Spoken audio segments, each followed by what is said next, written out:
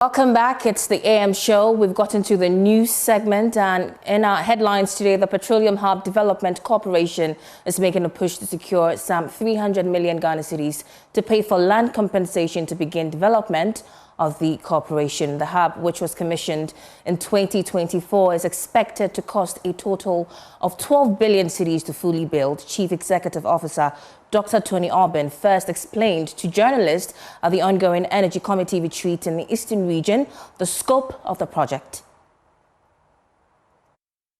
At the enclave, which will be the first in Africa, the first with that full effect in Africa and West Africa in particular. Now, the enclave would have to build 2 jetties and harbor infrastructure. It will also have to help build 3 refineries, 5 petrochemical plants, and storage tank, the tank farms or storage tank for fuel. So we are so lucky to have very good coastal area. A sea area bordering the Jomoro land, which is very deep, can handle any vessel that comes. So our responsibility is to facilitate that. It is not government which is building the refinery. If government want to build, that will be fine, but it is not government. It's a private sector initiative, which is very good for the private sector. It can be good for the Ghanaian private sector, which we encourage to form groups to participate. But beyond that, there's going to be a new township. Now, the Cape Coast Metropolitan Assembly has started the demolition of weak and dilapidated buildings across the metropolis. This follows the tragic death of 2 individuals after heavy rains on Saturday morning caused by an old brick-story building to collapse in a community known as London Bridge. Speaking to Joy News, Metropolitan Chief Executive George Justice Arthur said the Assembly had already identified high-risk areas and is moving swiftly to pull down all structures deemed unsafe. He emphasized that the demolitions are necessary to prevent further loss of life and property, especially as the rainy season intensifies. Now I'm speaking with you. This very building, you realize that part of it is where it collapsed. So we are going to make sure by the close of today, we demolish everything, the close of today. We have also identified some areas where they are all in a dilapidated state. They are almost in the same state. And we are going to make sure we demolish all of them today. But it will not last only today because there's a disaster. We will make sure that we fight this holistically so that every dilapidated building within Cape Coast that might get collapsed, we will rather demolish it before it gets collapsed. Security agencies have done so well. The police service, the fire service, NADMO, all of them have done so well. And we will make sure we work hand in hand with them. Collectively, I think we will be able to solve this problem holistically. If not all, we will be able to solve about 90% of the problem. Meanwhile, the National Disaster Management Organization, NADMO, is urging residents in the Central Region to take flood warnings, and Central Regional NADMO Director Kwesi Dawood stressed the importance of adhering to early flood alert and safety advisories. That citizens in and around this area will use today's incidents as a wake-up call to adhere to the necessary early warning mechanisms we have been deploying from time to time to help us in combating these kind of avoidable disasters. We mapped out the necessary flood-prone areas, did extensive public education, where as part of our early warning mechanisms, we activated this mechanism, informed residents living in the low-lying areas and designated flood-prone areas that the information at our disposal from the Emergency Operations Command as well as the Meteorological Service indicates that there's going to be heavy rainfall this year. And as such, we needed them to move to the designated safe havens so that in case there is incidents of flooding, we wouldn't have this kind of device. And away from that, dialysis patients are appealing to government to establish dialysis facilities in district centres to avoid the challenge of commuting to regional centres for treatment. In an interview during a donation of some medications to the Cape Coast Teaching Hospital's dialysis unit by the Dialysis Patients Association of Ghana, Thomas Khan, an advocate for dialysis patients, indicated that district dialysis centres will be easily accessible to patients living especially in further distances, easing the challenge of long-distance commute for dialysis treatment. He also urged government to allow for NHIS and the Mahama Cares Trust Fund cover some vital dialysis medications. There's more in the following report. Items donated to the dialysis units of the Cape Coast Teaching Hospital included erythropoietin and iron injection. In an interview, the president of the Dialysis Patients Association of Ghana, Kojo Bafo-Ahenkra, praised government's decision to maintain the free dialysis policy commenced by the past MPP administration and made an appeal. Latter part of the year last year, the government implemented the free dialysis by the National Health Insurance, December, so we started it. And thank God, when the new administration, they also continue. What I can say, we thank them, really appreciate it. It's a life-saving. Now we can say the mortality rate is very low. You know, we hardly hear patients are gone because we are getting our regular sessions of dialysis, so it's helping us a lot. We have more challenges, you know, like this EPO thing and this iron thing. You know, if there's a way they can find a way and put it on the National Health Insurance for us, because at least each patient will need 1 shot or 2 shots per session, just to keep your HB on point. Now the nurses and the doctors are trying to bring a policy. When you come, your HB is below 6, they won't put you on the machine. And normally, most of us are around 6, 7, 8. But once we are taking regular EPO and iron, it helps us to bring it up. So we are plead with the government. They should look at that one. At least, if you're a new patient you are coming, at least there should be a policy whereby they can do the fistula for you as part of one of their maybe the free policies you get, because the fistula is very expensive, and that is what sustained us for a very long time. A member of the dialysis unit team of the Cape Coast Teaching Hospital, Dr. Aaron Amate, expressing appreciation for the donation, described the donated medication as critical for end-stage kidney disease patients. We are grateful for the donation of erythropoietin and iron to our dialysis patients.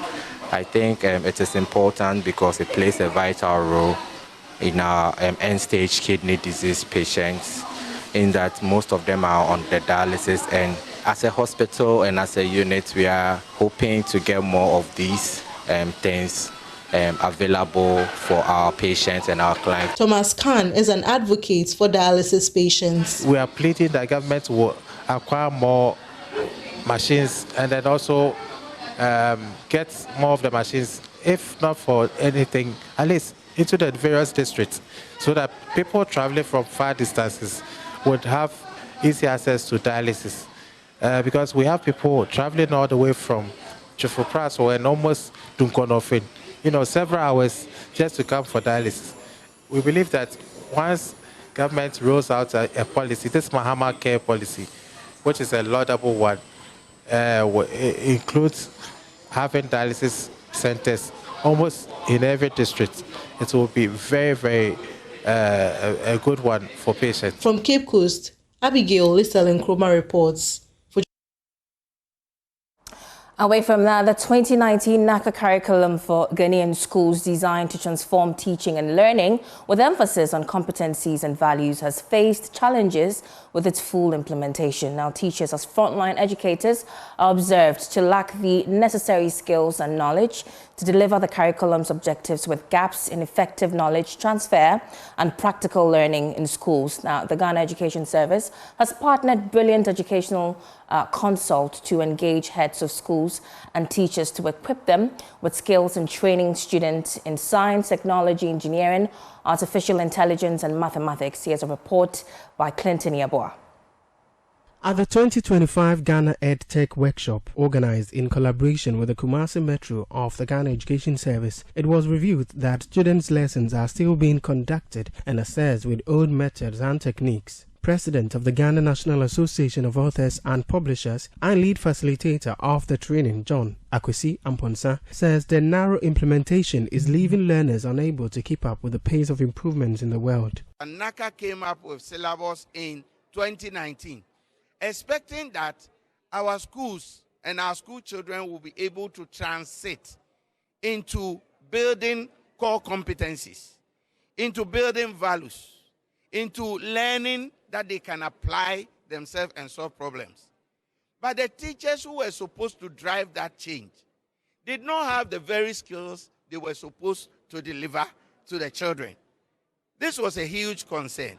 So this concern created a synergy that brought Ghana Education Service, Kumasi Metro, together with Brilliant Education Consult and Brilliant Publications to organize this workshop to equip teachers with not only the knowledge, but the tools they require to transform the classroom for the learning. The workshop was themed leveraging AI, digital tools, instructional materials, and innovative pedagogies and assessment models to enhance learning, foster skills acquisition, and improve educational outcomes. The workshop assembled the Association of Authors and Publishers, heads of schools, school administrators, and teachers. The founder of Brilliant Education Consult, John Akwesi Amponsa, emphasized the need to shift to a philosophy of education that prioritizes STEAM and STEM skills. Education is actually programmed or fashioned to equip learners with the skills and knowledge they require to function effectively in the world of work and in their own lives. Now, given the problems of today and given the issues that are happening, climate change, whatever, you see that our era is problem-driven. And so we cannot continue to rely on traditional education. There is the need to shift to a level of education or a philosophy of education that prepares learners for the future. Participants were taken through a holistic and broad introduction of STEAM education, focal point of STEM education, which is knowledge, core competencies and values, and comprehensive AI studies, and how to deploy AI to plan lessons. They were confident the training will make teaching effective, especially with the usage and focus on current tools of technology. People are now naive. You know, the AI world has come to stay. So should this program continue, other people will learn a lot because it's a lot. It's a package. Most of the schools don't have benefit for the use of this because of the gadgets that they need. Though it's very expensive, but we appeal. Even if it's small tablets, like the previous government started, we encourage and appeal to the government to make those small gadgets available for the learners. If not 1:1, at least every school should have it. For Joy News, my name is Clinton Yeboah. Now, 3 days, hundreds of patrons, dozens of vendors, and one powerful message. Home ownership, dreams are within reach. The Ecobank Joy News Habitat Fair Clinic at the Achimota Retail Center has wrapped up on a high note, brimming with energy and satisfaction. From exclusive discounts to expert guidance, attendees say the experience exceeded expectations. Vendors, too, are beaming as their goals are met. Jacqueline Ansumayabwa brings us a wrap. These metal doors on the second end, oh my goodness, they're absolutely wonderful. Throughout the weekend, the fairgrounds buzzed with excitement as foot traffic steadily grew. Patrons came with diverse goals, some in search of land, others seeking interior design inspiration, and many simply eager to learn. But they all left with one thing in common, a deep sense of satisfaction. Oh, it's actually been amazing. I mean, they've been friendly enough. One lady actually assisted me. Was actually dragging me to download an app and buy one of their services, and I think it's a good thing. Amazing. When I was driving through, I heard They were interviewing few reps here, and it was interesting. I've visited few stands. They have interesting offerings, so I think I'll encourage everyone to come here and, I was about to tell you that you should tell the camera that whoever is not here should make it here. Yeah. So make it here before 6. Returning and first-time exhibitors say this edition brought in genuine buyers, great visibility and strong leads. As the day goes by, we get more people coming in to do more requests. So today has been a very busy day for me. As you can see, I'm sweating profusely on my face. Yeah. So thank you so much for this platform to market ourselves and what we sell. We thank you so much. Experience is very splendid, very wonderful. I mean, it's been amazing getting more customers there. It's so nice. So we look forward in partnering with you people for long, because we wouldn't have come this time around if we are not soliciting or getting any good something in return. It has been a massive change since we partnered with Joy Prime, and we look forward partnering with you people. We are going to Koforidua. Head of Marketing at the Multimedia Group, Max Fuga, says the success of the Achimota Clinic is only the beginning. He assured patrons that more mini clinics are on the way, all building momentum toward the main event later this year. The next clinic will be next month at the Accra Mall. From the Accra Mall, we are going to Tema. From Tema, we are going to Koforidua, which is the new addition this year. And then the main fair will take place in August at the Accra International Conference Center. As the lights dim on the Achimota edition, one thing is clear: the path to affordable, comfortable and luxurious living is just getting started. Jacqueline and Somaya Boy's report read to you. To me, can I get a little bit of discounts? There are no discounts here. Oh, there are. Little discounts because the margins are tight, but we do the best to make the customers happy. So.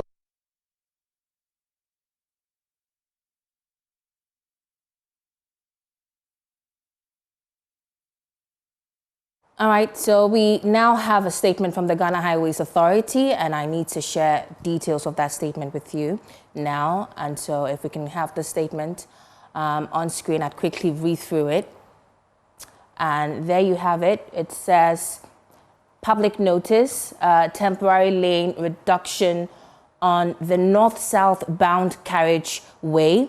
That's Medina to Accra and vice versa, the Tetekwashi interchange, Accra-Tema motorway, and extensions project. That's 19.5 kilometers. Now, the Ghana Highway Authority, acting on behalf of the Ministry of Roads and Highways, wishes to inform the public and all road users of an upcoming traffic management arrangement as part of the ongoing construction works on the Accra-Tema motorway and extensions project. Now, to facilitate central pier construction works for the expansion of the Tetekwashi Interchange Bridge, the number of lanes on the north-south bound carriageway, that's Medina to Accra direction and vice versa, will be temporarily reduced from 4 lanes to 3. This adjustment will take effect from Sunday, 22nd June 2025, and is expected to last for 4 months.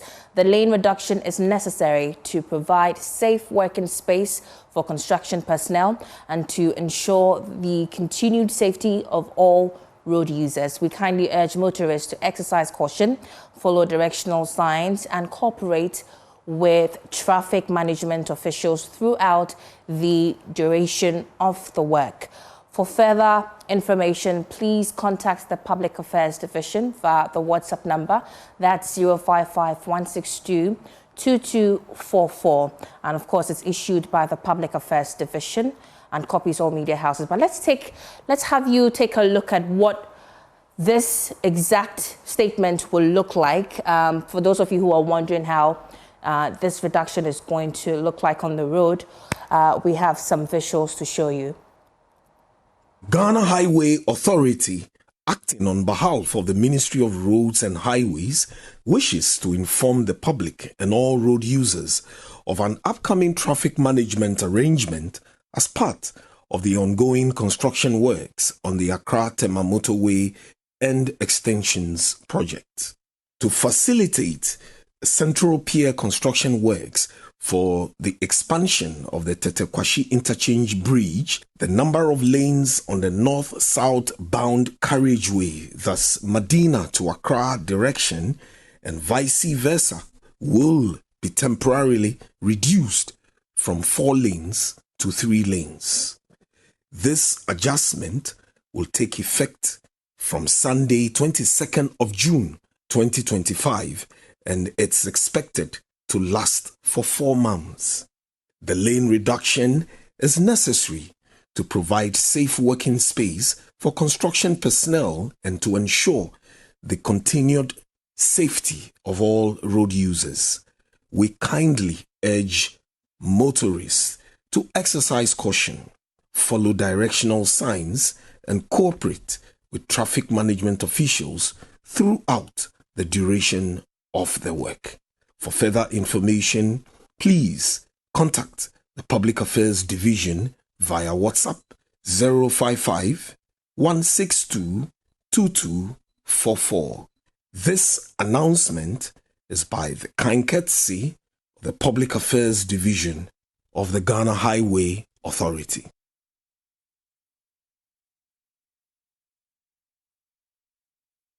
And on that road reduction note, I guess it's the news segment is done. I get to make way for Sweetie to take it away with the business segment.